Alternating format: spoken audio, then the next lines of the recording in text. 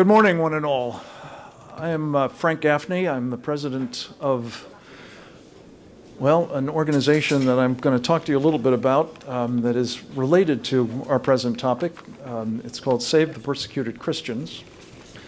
I'm the executive chairman of another group, the Center for Security Policy, but for the present purpose, most importantly, I am the vice chairman of the Committee on the Present Danger, China.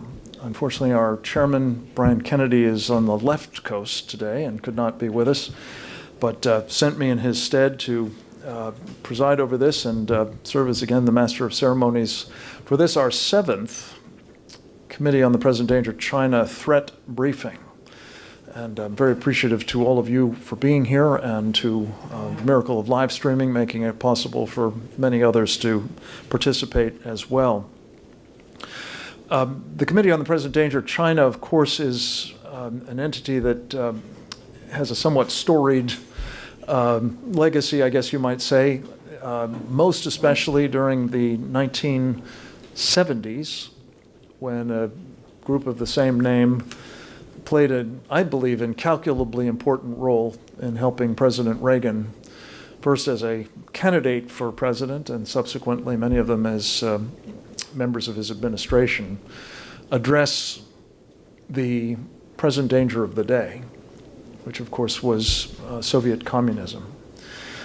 And what we saw in that experience were people coming together. They were national security practitioners, they were people who were subject matter experts, they were business leaders, they were activists on human rights and the like.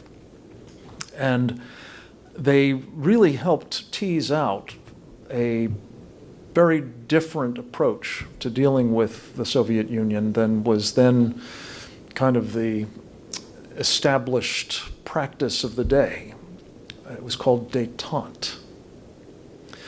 And they helped the president, again, first as a candidate and as a member of the Committee on the Present Danger, to articulate the different approach that he believed was needed to stop underwriting, legitimating, and enabling the threat that the Soviet communists represented to this country.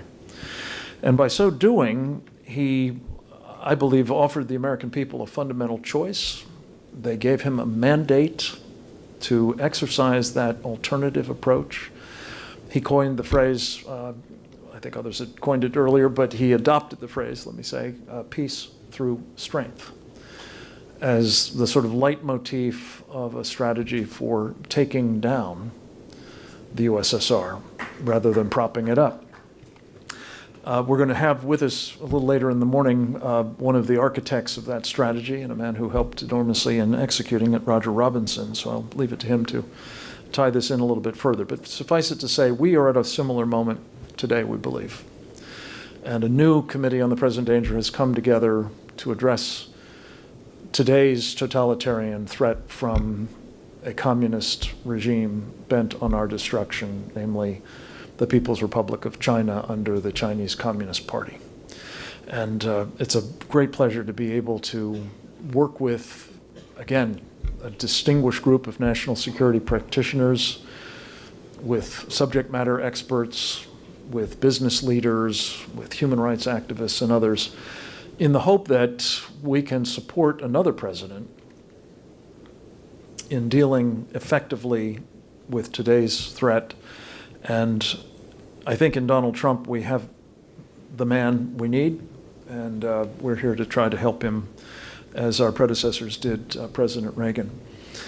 I'm going to take a few minutes to just lay out kind of one person's view of what we're about, using as kind of the compare and contrast, if you will, basis for these remarks, an open letter that was published in the Washington Post just before the 4th of July weekend by some 100 national security practitioners, subject matter experts, business leaders, I think, and others. They took strong exception in this op-ed or column or open letter, if you will, with the effort Donald Trump is making to, once again, depart from the established practice of previous administrations.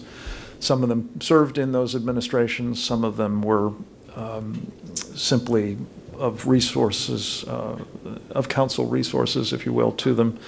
But they pursued assiduously this policy that's not called détente anymore, but I think it's essentially the same thing. They use the term engagement with Communist China as their focus of effort and are very distressed by the efforts Donald Trump is making to depart from that approach.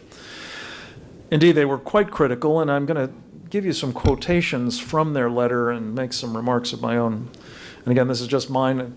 I won't impute them to anybody else in the committee, but I hope that I'm speaking for others as well, and I think I am. This letter, if you haven't seen it, starts with kind of an implicit admission by the engagers that despite decades of giving the Chinese Communist Party virtually whatever it wanted or allowing it to take effectively cost-free what we wouldn't willingly give them, that we've actually seen, we've actually seen their behavior deteriorate. That this is something they feel constrained to acknowledge says something about how bad things have gotten, it seems to me. The very fact that they feel constrained to acknowledge that and yet turn around and say, excuse me, we need to engage still more in the same policies, is to say it's bizarre is an understatement, I think it's fair to say. Indeed, the behavior today, I think it's fair to contend, is more ominous than it was before their policies of appeasement were institutionalized, which is not a good sign if you're recommending a return to those policies as they are. It's, I think, sufficient to note that they nonetheless feel constrained to acknowledge that this isn't exactly a happy state of affairs. And it ought to inform our consideration of their recommendations. In their words, this is not unhelpful, in their words, the behavior that they feel constrained to acknowledge as troubling includes, quote, greater domestic repression by the Chinese Communist Party, increased state control over private firms, failure to live up to several of its trade commitments, greater efforts to control foreign opinion, and a more aggressive foreign policy.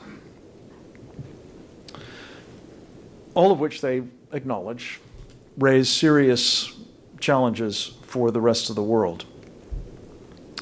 The engagers, nonetheless, concede that while a, quote, firm and effective U.S. response is required, unquote, they evidently remain incapable of recognizing that their policy approach is neither firm nor effective. They then go on to make their case. They claim that the foregoing admissions notwithstanding, quote, they do not believe Beijing is an economic enemy or an existential national security threat that must be confronted in every sphere, unquote. And asserting that there is, if you remember the old Soviet days, the sort of hawks and doves in the Kremlin, right? Well, there's sort of hawks and doves in the palace, I guess. A contest for power, and that is really important that we empower, quote, the many Chinese officials and other elites who know that a moderate, pragmatic, and genuinely cooperative approach with the West best serves China's interests, unquote. In practice, though, this strategy of theirs has proven to be an exercise in submission, accommodation, and failure, and futility, I should say, as the Chinese communists have proven to be both more monolithic and increasingly hostile than their apologists in this country acknowledge. Third, the engagers would have us believe that resistance is futile and that our allies will abandon us if we, quote, treat China as an enemy and decouple it from the global economy, unquote. In fact, I would argue that President Trump's generally robust, if somewhat unpredictable, policy initiatives are having a material effect on the Chinese economy, and to varying degrees, his leadership in challenging the unfair Chinese trade and other practices has actually prompted some, at least, allied nations to pull alongside. Fourth, the engagers minimize, quote, the fear that Beijing will replace the United States as the global leader, unquote, claiming that it is, quote, exaggerated, unquote. They even aver that, quote, it is not clear that Beijing itself sees this goal as necessary or feasible, unquote. Now, such statements call into question both the signers' competence as researchers and their credibility as advocates of a redoubling of the now discredited practice of, quote, working with our allies and partners to create a more open and prosperous world in which China is offered the opportunity to participate, unquote. Rather than isolating, quote, those Chinese intent on developing a more humane and tolerant society, unquote, President Trump's efforts to counter the Chinese Communist Party offers such moderates hope that such a society might actually be possible in China, rather than permanently snuffed by a regime we prop up. A point we'll be hearing more about from Roger Robinson momentarily. Fifth, particularly instructive is the engagers' minimizing of the Chinese military buildup and their recommendation that the United States and its allies respond by eschewing the, quote, offensive deep strike weapons, unquote, needed to respond to it. They recommend instead that we try to maintain deterrence by relying upon, quote, defensive-oriented area denial capabilities, resiliency, and the ability to frustrate attacks on the U.S. or allied territories, unquote. They also stress the imperative of, quote, strengthening crisis management efforts with Beijing, which is actually sensible because surely, if their recommendations are followed, there will be endless crises with Beijing, if not actual attacks by a CCP and its People's Liberation Army emboldened by our abandonment of the one U.S. national security posture that has proven to be successful in deterring such adversaries, namely peace through strength. Sixth, the engagers concede that Beijing is seeking to weaken the role, quote, Beijing is seeking to weaken the role of Western democratic norms within the global order, unquote. Yet, they profess with certainty that, quote, it is not seeking to overturn vital economic and other components of that order, from which China itself has benefited for decades, unquote. Now, frankly, based on this alarming mischaracterization of Xi Jinping's thought and his China dream, they insist that, quote, the United States should encourage Chinese participation in new or modified global regimes in which rising powers have a greater voice, unquote. Their preferred business as usual approach has gotten us into our present dangerous situation. Continuing that approach in the face of its evident bankruptcy will jeopardize our nation and allies, not secure them. Finally, seventh, the signatories on the open letter call for, quote, a realistic appraisal of Chinese perceptions, interests, goals, and behavior, an accurate match of U.S. and allied resources with policy goals and interests, and a rededication of U.S. efforts to strengthen its own capacity to serve as a model for others, unquote. This recommendation, I must say, I find is unobjectionable. It's just that the engagers' implied contention that if we simply continue employing the utterly failed policies with respect to China that they have been recommending for decades in some cases, in the hope of achieving different results, is, with all due respect, insane. The engagers' bottom line is that there is no consensus about the need to abandon their failed approach. Maybe so. But their open letter is a powerful impetus to forging one. Let me just say another word. The button I'm wearing says, "Stop persecuting believers." And I mentioned that one of my incarnations is working with this new group called Save the Persecuted Christians. SPB, Stop Persecuting Believers, happens to be the first letters of a law firm's name, Squire Patton Boggs, which, as you all may know, is maybe the 800-pound gorilla here in Washington in terms of lobbying operations, a very large firm with offices across the country and around the world. And it represents communist China in this country, along with Saudi Arabia and Qatar and Cameroon and the Palestinian Authority, all of whom have in common that they are state sponsors of persecution. Today's program won't probably get into much detail on this particular aspect of what China is doing, but let me simply note, it is horrifying, it is growing, and it is an example, just one, but an example of the character of this regime, that it is brutalizing, torturing, incarcerating, organ harvesting, and otherwise oppressing its own people, and doing so in a way that, frankly, suggests they're not likely to treat ours much better.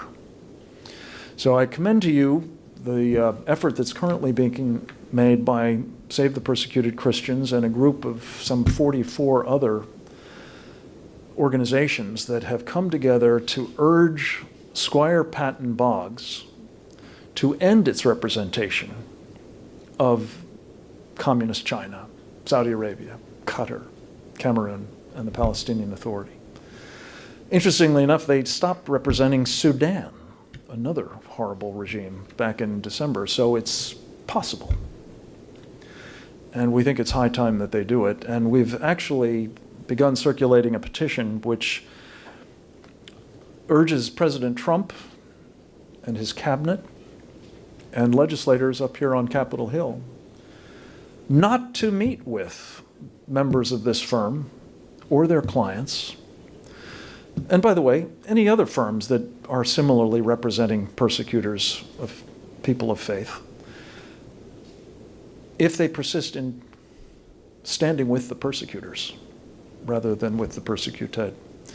And I just will, in closing, mention that I spent the past 2 days in a ministerial meeting that Secretary of State Mike Pompeo convened right here in Washington